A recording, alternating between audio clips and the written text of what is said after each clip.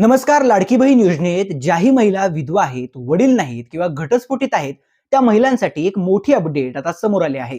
18 November ही केवायसीची मुदत संपत असताना अखेर आता सरकार जागं झाल्याचं पाहायला मिळत आहे. नुकतंच एका इंटरव्ह्यूमध्ये महिला आणि बालविकास मंत्री अदिती तटकरे यांना या संदर्भात प्रश्न विचारण्यात आला. तेव्हा त्यांनी स्वतःहून सांगितलं की ज्याही महिला विधवा आहेत, घटस्फोटित आहेत किंवा वडील नाहीत अशा महिलांसाठी आता वेबसाईटवरती काही ऑप्शन देण्यात येणार आहेत. जर लाडक्या बहिणीच्या पती किंवा वडिलाचं निधन झालं असेल तर त्यांचं डेथ सर्टिफिकेट म्हणजेच मृत्यूचा दाखला आणि घटस्फोट झाला असेल तर त्याची कागदपत्र सर्टिफिकेट अपलोड करावी लागणार आहेत. त्याचबरोबर आणखीन काही ऑप्शन दिले जाणार आहेत आणि वेबसाईटवरती हे बदल करण्याचं काम लवकरच सुरू केलं जाईल असं देखील त्या म्हणाल्या आहेत.